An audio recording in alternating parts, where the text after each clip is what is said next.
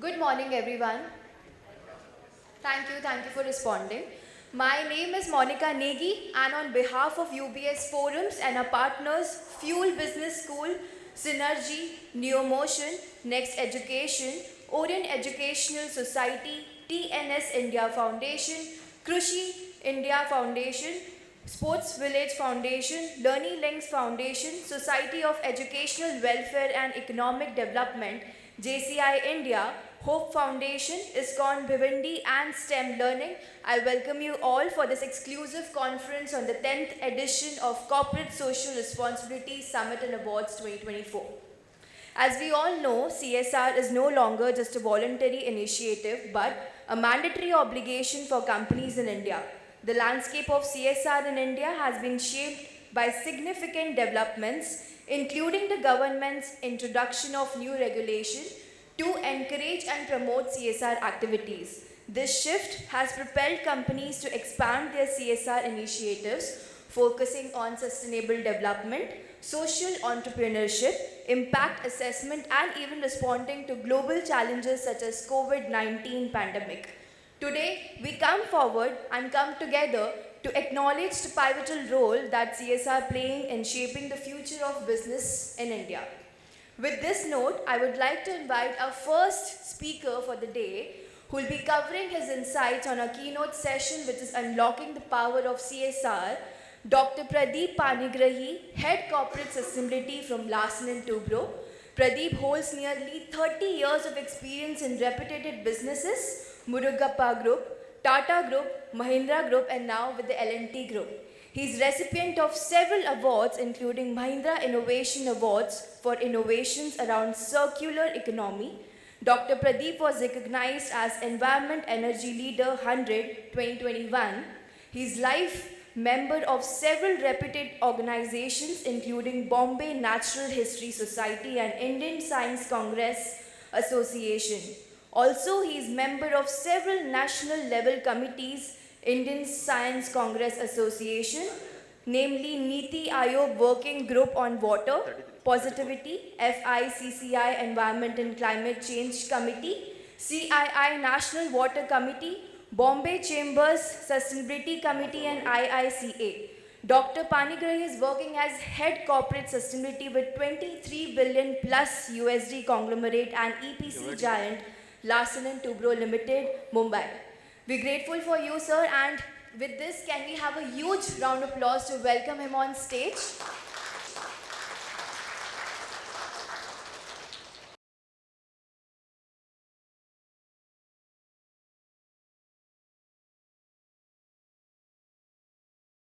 Good morning. Great to be here, and I am here not because I have a special love for this, but this young man, she keeps nudging me. At least for last 2 years, she has been following, and I always say that okay, probably next time, or maybe in some other forums. But then this time I said, okay, definitely 100% I'm coming. So. Good to see you guys. I mean, CSR is mandated in India. I mean, that is, we do a lot of things when it is mandated, right? But one aspect which is very important is that what you do when it is not mandated, right? So my friends are sitting there. What do you do when you are not mandated? That is something I think we must ask ourselves, and then we must, see what kind of business value we create, or what kind of things we can do. Now, how many of you are doing CSR, and how many of you are doing CSB? If you can raise your hand, please. CSR, of course, I think everybody is doing. How many of you are doing CSB? Anybody?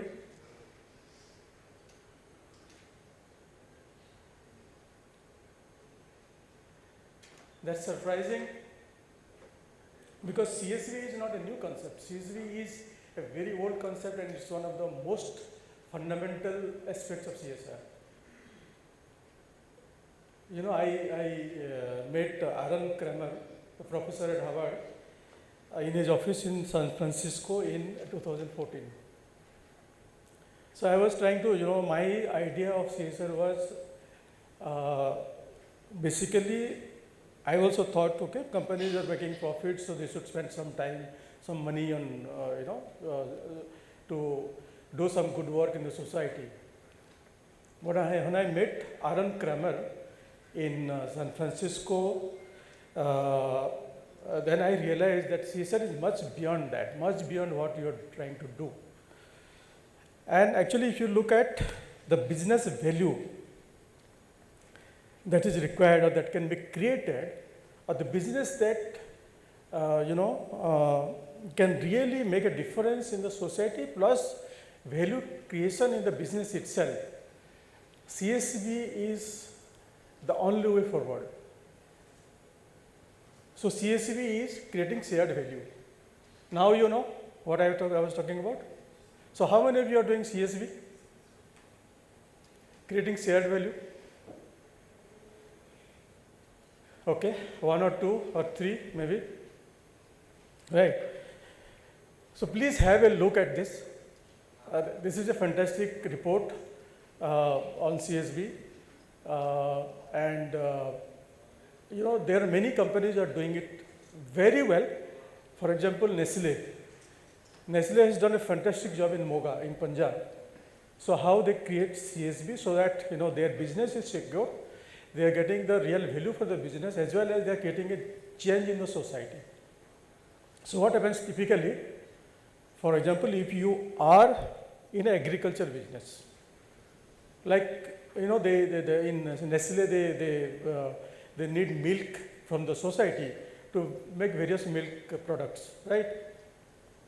So what they do is they have created an ecosystem in such a way that the farmers gets the benefit and the farmers improves the economy. Therefore, the company also improves the value in terms of getting the right kind of raw material, the quality aspects, the right quantity at the right time, and therefore the company's business also grows. So I think that's a very good example. I have seen that, and I know the CSO of Nestle is a good friend of mine. They've done fantastic thing in Moga. So probably you guys can go and visit there also. There is another aspect of the whole thing. That is how actually what you are trying to do, the 2% you are spending in the society, how that is creating the change that you want to do. Is it making the real change? Today we are talking about Viksit Bharat, right? And we all know that we should be one of the developed countries, not by 2047. 2047 is the target. I would say that it can happen much before that if we can really look at the kind of change that we are making in the society. Are we able to make the people with whom we are working, are we just spending the money, or are we creating the change that we want to create? Are we creating a social change? Are we creating the psychological change that is required? Are we creating the attitude change that is required? So typically what happens is that we traditionally, because of various aspects, because of our history and we have been subjected to various kind of forces for last so many 100 years. And now today after independence we have started growing and we have started developing. And we have started actually, we are in a much better position than what it was earlier. So because of that, we have become a society where people start complaining for everything. Every small thing, people think that somebody else will do it for me, right? If you go to a village, they say that somebody should give everything for free, either the company or the government or somebody else.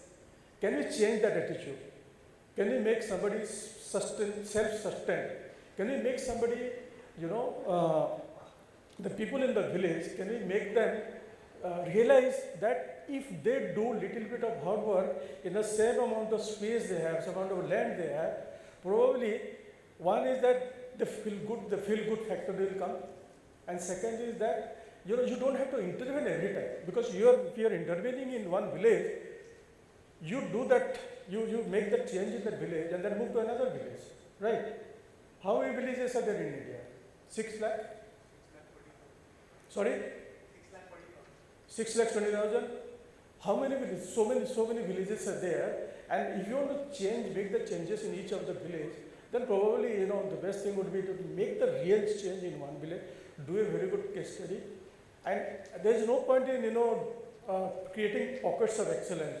You just create one pocket of excellence, and then you do not replicate that in another area. I think that doesn't help, right?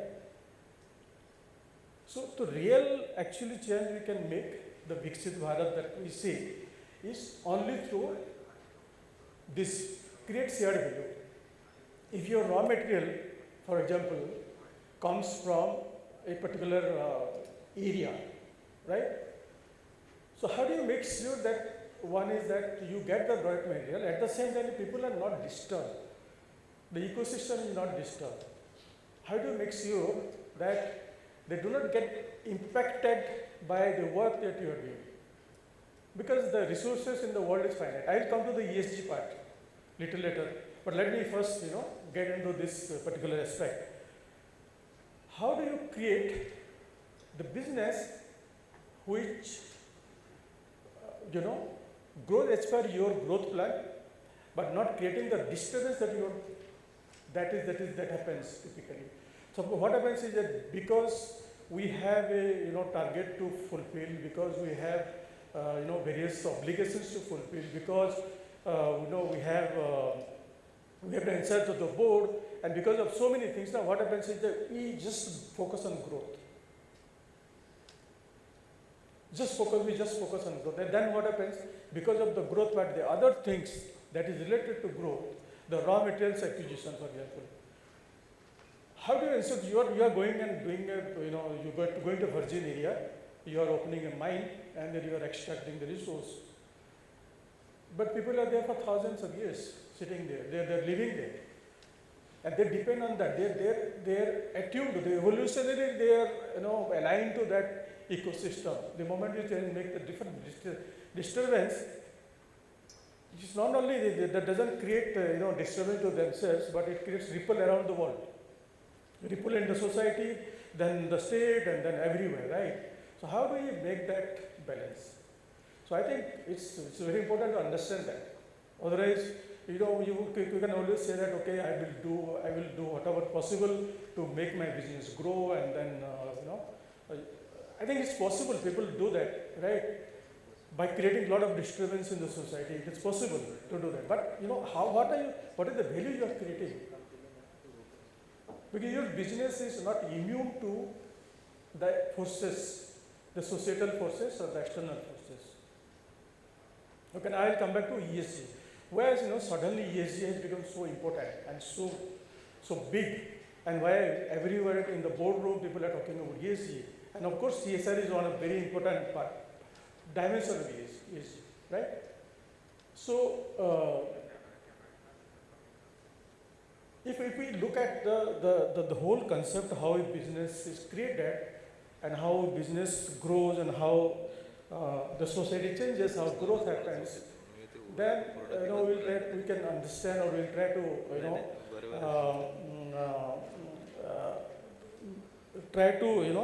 go to the root cause of whatever happens in the businesses or in the society. So what typically happens is that the business uses two types of resources. One is human resource, another is material resource. There is no planet B. We all know that. So material resource comes from the planet, right? Your raw material, your whatever you want to do, you eat, your water, or anything which is related to your making some products. So energy, water, even your plant materials or anything that comes from the nature, right? Can you create something out of nothing?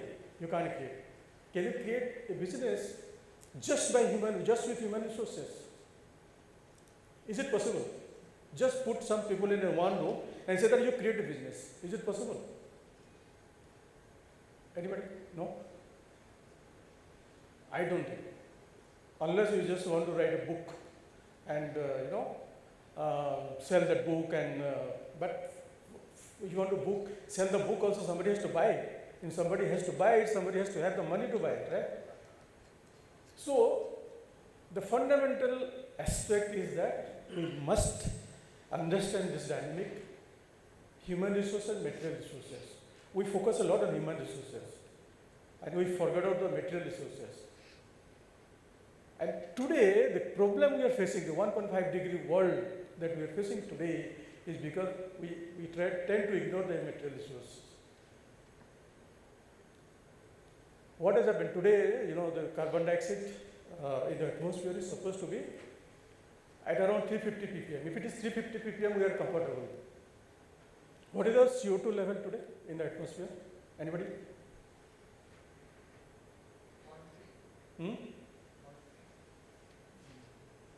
Sorry? No, so I said 350 ppm. 350 ppm is the level at which you will not have much problem. Today we are at 420 ppm, 420 plus actually, it's around 425.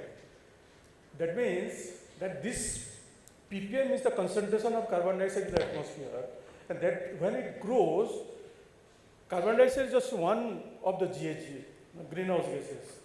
When the concentration goes up, temperature also goes up.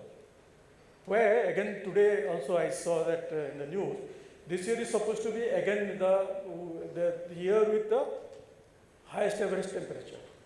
And this is going on for the last 15 years. The average temperature of the earth grows every year by, certain degree. And in the last 100 years, the average temperature of the earth has grown by almost 1 degree centigrade. The average temperature growth of 1 degree makes huge kind of impact in the ecosystem. Huge. It is, we cannot just understand that just by, outside views. All the plants, animals, they are evolutionarily, they have adapted to that average temperature of Earth that we said 25 degrees centigrade. Plus minus 1 means it's a huge change because certain plants and animals cannot adjust to that changes immediately, particularly the insects, for example. They cannot make that adjustment immediately. We as human beings, we have the tolerance level, very high tolerance level. We can go up to -5, +5, we can go up to -20 also. People are living at, in Siberia or other places, they live at -40 degree also, right? We are attuned to that kind of changes, but many other species in the world, they are not attuned to this change, dramatic change. And this dramatic change, why it is called dramatic change? Because it's happening rapidly, right?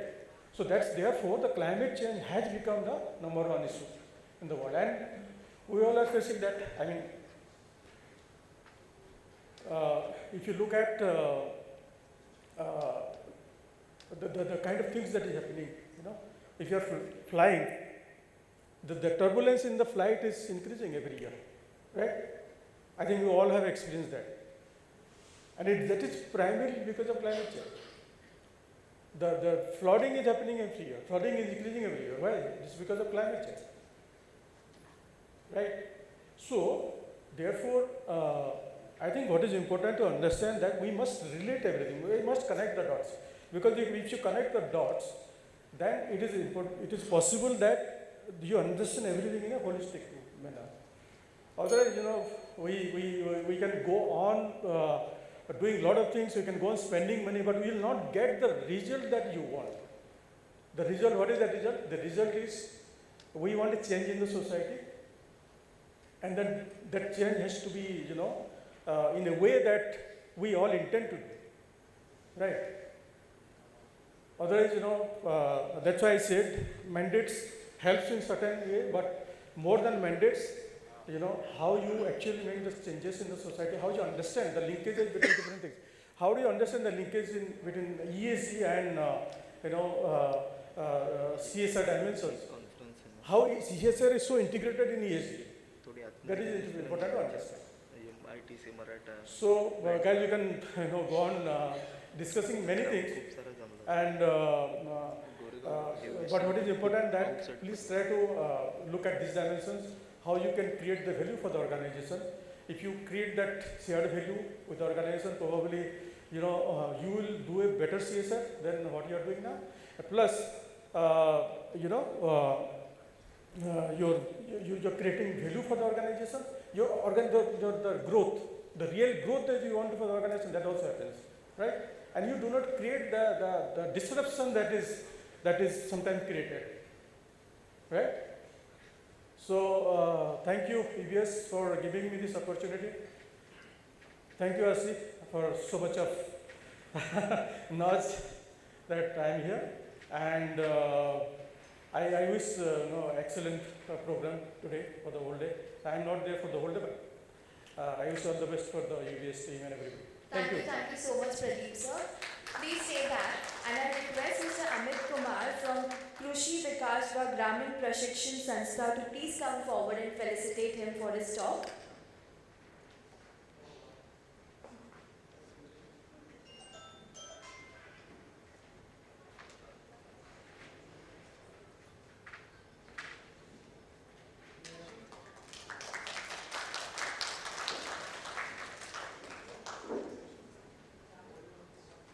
Thank you so much, sir, once again.